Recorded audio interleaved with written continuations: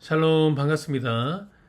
오늘 우리가 함께 읽으실 말씀의 범위는 이사야서 17장부터 19장까지 말씀입니다. 먼저 17장에서는 이 아람의 수도인 이 다메섹과 또 북이스라엘을 향한 하나님의 심판이 선포됩니다. 하나님을 의지하지 않고 또 세상과 우상을 의지했던 나라들이 이제 결국 무너지게 되는 것이죠. 18장에서는 이제 여러 나라들이 분주하게 움직이고 있는 가운데에 하나님께서 그 역사를 조용히 이제 이끌어가고 계심을 보여줍니다. 그리고 19장에서는 애굽을 향한 하나님의 심판이 이어지는데 놀랍게도 이제 마지막에는 애굽과 아수르가 하나님을 예배하는 나라가 된다라는 그런 놀라운 말씀이 나옵니다. 이러한 전체적인 분위기를 우리가 잘 기억하시면서 먼저 17장 10절부터 함께 읽겠습니다. 이는 내가 내 구원의 하나님을 잊어버리며 내 능력의 반석을 마음에 두지 아니한 까닭이라. 그러므로 내가 기뻐하는 나무를 심으며 이방의 나무 가지도 이종하는도다. 북이스라엘의 가장 큰 문제는 하나님을 몰랐다는 것이 아닙니다. 하나님을 잊었다라는 것이 가장 큰 문제죠. 애굽에서 구원받은 일도 알고 있습니다. 또 광야에서 만나를 먹었던 것도 알고 있어요. 또 가나안 땅을 주신 것도 잘 알고 있습니다. 하지만 어려운 일이 생기면 언제나 그 하나님보다 강한 나라를 찾고 또 하나님보다 동맹을 더 의지하고 또 하나님보다 눈에 보이고 손에 잡히는 그러한 힘을 더 의지했습니다. 그래서 하나님은 너는 나를 잊었다라고 말씀하시는 거죠. 우리도 크게 다르진 않습니다. 예배도 드리고 나름 말씀도 보고 또 기도도 합니다. 하지만 정작 중요한 결정을 할 때에는 하나님을 잊은 사람처럼 결정할 때가 많이 있죠.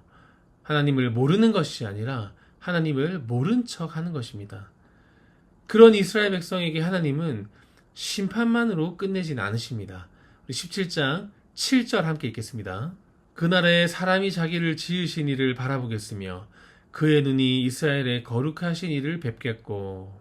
하나님께서 심판하시는 목적은 무너뜨리기 위해서가 아닙니다. 징계는 피할 수 없지만 그 징계의 목적이 다시 하나님을 바라보게 하시기 위해서이죠. 의지하던 것들이 무너질 때 비로소 진정 붙들어야 할 분이 누구인가를 깨닫게 됩니다. 그래서 하나님은 때로 우리가 의지하는 모든 것을 무너뜨릴 때도 있는 것이죠. 너무나 괴롭지만 그것은 우리에게 징계가 아니라 다시 하나님께로 돌아오게 하는 은혜임을 믿으시기 바랍니다. 19장에 가면 더 놀라운 말씀이 나옵니다. 우리 19장 19절 함께 읽겠습니다. 그날에 애굽 땅 중앙에 있는 여호와를 위하여 제단이 있겠고 그 변경에는 여호와를 위하여 기둥이 있을 것이요. 애굽은 어떤 나라입니까? 이스라엘을 400년 동안 종살이 시켰던 나라입니다. 출애굽기의 10가지 재앙을 기억하면 이스라엘 사람들에게 이 애굽은 원수의 나라나 다름없죠. 그런데 하나님께서 그 애굽 한가운데에 여호와를 위한 제단이 세워질 것이다 라고 예언하십니다. 그리고 계속해서 더 놀라운 말씀이 이어집니다. 우리 22절 함께 읽겠습니다. 여호와께서 애굽을 치실지라도 치시고는 고치실 것이므로 그들이 여호와께로 돌아올 것이라. 여호와께서 그들의 간구함을 들으시고 그들을 고쳐 주시리라. 참 은혜가 되는 말씀이죠. 하나님께서 치시지만 거기서 끝내지 않으시고 고치신다는 겁니다. 결국 징계의 목적은 멸망이 아니라 회복에 있는 것이죠. 그래서 하나님께서는 이 애굽 사람들의 부르짖음에도 귀를 기울이시고 그들까지도 구원하시기를 원하신다는 겁니다. 우리 계속해서 23절도 함께 읽겠습니다. 그날에 애굽에서 아수르로 통하는 대로가 있어 아수르 사람은 애굽으로 가겠고 애굽 사람은 아수르로 갈 것이며 애굽 사람이 아수르 사람과 함께 경배하리라. 이 애굽과 아수르는 서로 전쟁하던 나라였습니다.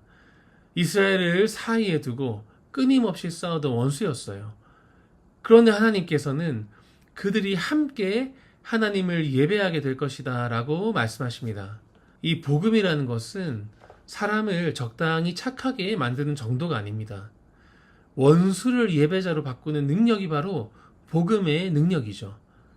원수였던 사람들이 함께 하나님을 찬양하는 것, 그것이 바로 하나님 나라의 모습인 것입니다. 우리 마지막 25절도 함께 읽겠습니다. 이는 만군의 여호와께서 복주시며 이르시되 내 백성 애굽이여 내 손으로 지은 아수르여 나의 기업 이스라엘이여 복이 있을지어다 하실 것임이라. 아멘. 하나님께서 애굽을 향해서 내 백성이라고 부르십니다. 한때 하나님의 백성을 괴롭히던 나라를 이제는 하나님의 백성이라고 부르시는 것이죠. 이것이 하나님의 마음입니다. 우리는 사실 어떠한 사람을 쉽게 포기할 때가 많아요. 저 사람은 절대 변하지 않을 거야. 저 사람은 하나님을 믿을 리가 없어. 저 사람과는 나는 절대 화해를 할 수 없어. 그렇게 우리가 여기는 사람들이 한둘씩 있을 줄 압니다. 하지만 하나님은 그렇게 말씀하시지 않으시죠. 하나님은 원수도 예배자로 부르십니다. 누구든지 하나님의 자녀로 만드실 수 있는 분이십니다. 그래서 그러한 하나님을 믿는 우리도 누구도 쉽게 누군가를 포기해서는 안 됩니다. 믿지 않는 가족도, 또 교회를 떠난 사람도, 하나님을 거부하는 사람도 하나님은 지금도 부르시고 기다리시고 계신 것이죠. 오늘 말씀을 통해서 우리는 이것을 기억했으면 좋겠습니다. 하나님보다 의지하고 있는 것이 있다면 다시 하나님을 바라보시기 원합니다. 그리고 하나님의 징계에는 언제나 회복의 목적이 있다는 사실을 기억하시기 바랍니다.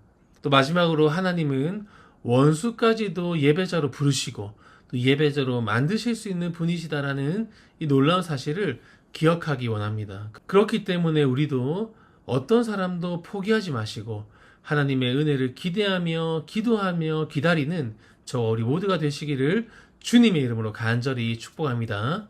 아멘. 기도하겠습니다. 사랑이 많으신 하나님 아버지, 오늘도 우리를 말씀 앞으로 불러주시니 감사를 올려드립니다. 오늘 주신 이사야 말씀을 통하여 우리가 눈에 보이는 것들을 의지하며 살아갔던 지난 모습을 돌아보게 되었습니다. 때로는 하나님의 이끄심이 거칠게 느껴질 때도 있지만 그 속에 회복의 뜻이 있음을 신뢰하게 하시고 낙심하기보다 하나님의 선하신 계획을 기대하는 그러한 마음을 허락하여 주시옵소서. 원수까지도 예배자로 부르시는 하나님의 크신 사랑을 본받게 하시고 누구도 쉽게 포기하지 않게 하시고 우리의 가정과 교회 그리고 이 땅의 모든 민족이 함께 주님을 예배하는 날을 소망하는 믿음의 사람이 다 되게 하여 주시옵소서. 오늘도 우리의 삶을 통하여 하나님의 사랑과 복음이 드러나게 하시고 만나는 모든 사람들에게 예수님의 흔적을 남기는 복된 하루가 되게 하여 주시옵소서. 감사드리며 예수님 이름으로 간절히 기도드립니다. 아멘. 오늘은 청소년부를 위하여 기도하겠습니다.